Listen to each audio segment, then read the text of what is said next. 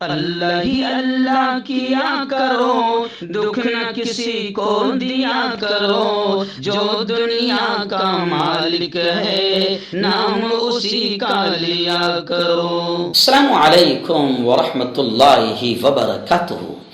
دوستو head line آپ نے دیکھ لیا۔ جی ہاں، اسی دن کا یوں سمجھیے کہ بہت سارے لوگ انتظار کر رہے تھے کہ کب اسلامی ملک آپس میں مل کر متحد ہو کر پوری دنیا کے ظالموں کو دو ٹوک انداز میں، کھلے انداز میں پوری دنیا کے ظالموں کو پیغام دے۔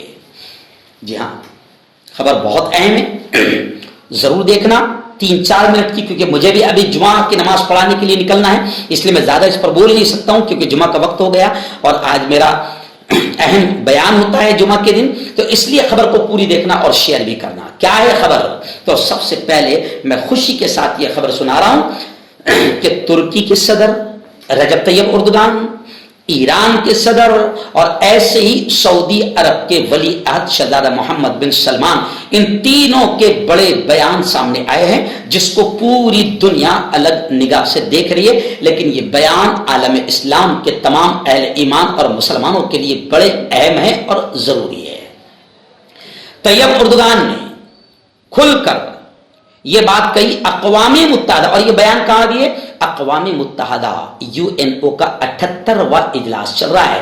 UNO اقوام متحدہ کے 78ویں سیشن سے خطاب کرتے ہوئے طیب اردگان نے کھل کر یہ کہا کہ اسلامو فوبیا کے خلاف پوری دنیا کو متحد ہونا ہوگا۔ یعنی طیب اردگان نے کہا کہ پوری دنیا میں اسلام اور مسلمانوں کے خلاف ماحول بنایا جا رہا ہے، اسلام اور مسلمانوں پر ظلم بھی ہو رہا ہے، اور اسلام اور مسلمانوں کو بدنام کیا جا رہا ہے، اور اسلام کو بدنام کر کے مسلمانوں کے خلاف ماحول بنایا جا رہا ہے۔ تو اردگان نے کھل کر یہ کہا کہ پوری دنیا کو اس گھٹیا اور نیچ حرکت کے خلاف ہمارے ساتھ آنا ہوگا اور پوری دنیا کو ایک ہونا ہوگا، تبھی جا کر دنیا میں امن شانتی قائم ہوگی۔ ترکیہ کے صدر نے UNO کے اجلاس سے خطاب کرتے ہوئے یہ بات کہی، اور یہی نہیں بلکہ انہوں نے یہ بھی کہا کہ جنوبی ایشیا میں اگر امن کو قائم کرنا ہے، شانتی کو قائم کرنا ہے، تو پھر کشمیر کے مسئلے کو بھی حل کرنا ہوگا۔ انہوں نے کشمیر کے مسئلے کے حل پر زور دیا، اور آگے کیا کہا؟ انہوں نے یہ کہا کہ بیت المقدس اور فلسطینیوں کی عزت اور حرمت یہ لازمی ہیں۔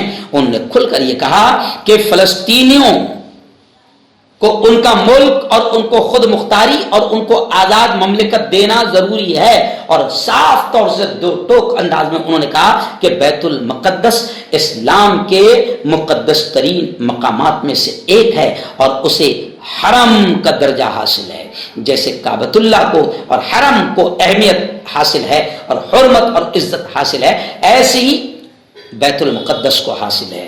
اس لیے انہوں نے کہا کہ اس کی عزت اور حرمت کا خیال کیے بغیر امن قائم نہیں ہو سکتا۔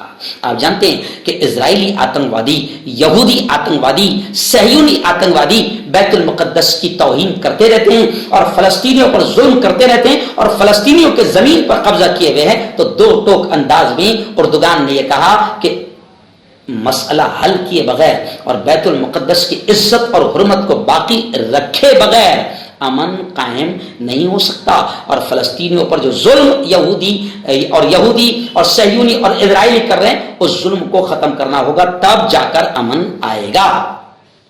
وہیں پر ایرانی صدر نے بھی قرآن پاک کو ہاتھ میں اٹھا کر اقوام متحدہ کے سیشن سے خطاب کرتے ہوئے کہا ہے کہ اسلامو فوبیا کے خلاف دنیا کو ایک ہونا ہوگا۔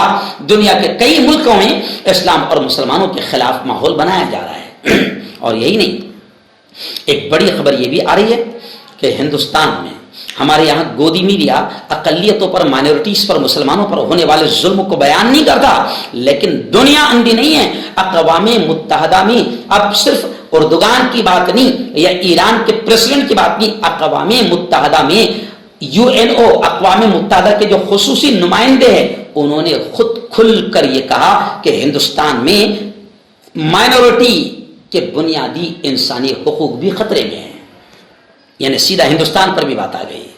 اور بھلے ہی یہاں کے چینل بیان نہ کرتے ہو لیکن وہاں پر یہ بات اٹھ رہی ہے کہ ہندوستان میں مسلمانوں پر، اقلیتوں پر، مائنورٹیز پر اور الپ سنکھیان پر ظلم ہو رہا ہے اور ان کے حقوق مارے جا رہے ہیں، اور یہ سچ اور فیکٹ ہے۔ حالانکہ ہندوستانی حکومت اس کا انکار کر رہی ہے لیکن یہ بھی فیکٹ ہے کہ داڑھی اور ٹوپی دیکھ کر خود پولیس والے اور وردی والے مسلمانوں کو ٹرین میں گولیاں مار رہے ہیں۔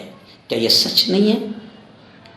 داڑھی ٹوپی دیکھ کر چوری کا شبہ اور جانور اور گائے کا نام لے کر باقاعدہ مسلمانوں کو نشانہ بنایا جا رہا ہے۔ کیا یہ سچ نہیں ہے؟ داڑھی ٹوپی دیکھ کر کیا کیا نہیں ظلم کیا جا رہا ہے، کیا یہ سچ نہیں ہے؟ حجاب اور نقاب دیکھ کر مسلم بیٹیوں کو نشانہ بنایا جا رہا ہے، کیا یہ سچ نہیں ہے؟ خیر، اگر حکومت انکار بھی کرتی ہے تو دنیا اندھی نہیں ہے، اور آج UNESCO میں یہ کہا گیا کہ ہندوستان میں مائنورٹی کے انسانی حقوق اور بنیادی حقوق اور بیسک فنڈامنٹل رائٹ بھی ان کے خطرے میں پڑے ہیں، یعنی ہندوستان میں الپ سنکھیان کو نشانہ بنایا جا رہا ہے۔ تو خیر، یہ بڑی اچھی خبر تھی جو سامنے نکل کر آئی ہے۔ مردانہ طاقت حاصل کرے 72 گھنٹوں کے اندر، وہ بھی جڑی بوٹیوں دوارا۔ حکیم یعقوب خان سے کانٹیکٹ کریں جو کہ 75 سالوں سے حکمت کر رہے ہیں۔ اس کے علاوہ جوڑوں میں درد، گردوں میں پتھری، شوگر، کھجلی، لیکوریا کا گارنٹی سے علاج کیا جاتا ہے۔ ابھی کانٹیکٹ۔ آپ کا پرسنل ڈاکٹر شاویز سیکسولوجسٹ، کسی بھی سیکس کی پرابلم کو لے کر آپ مجھ سے کبھی بھی کانٹیکٹ کر سکتے ہیں۔ اس کے علاوہ اگر آپ کو شوگر ہے، بنا انگریزی دوائی، بنا پرہیز کے آپ کا شوگر ختم ہو جاتا ہے۔ بواسیر، خونی ہو یا مسے والی ہو، نسوں کا درد، جوڑوں کا درد، گٹھیا بھائی، ابھی کانٹیکٹ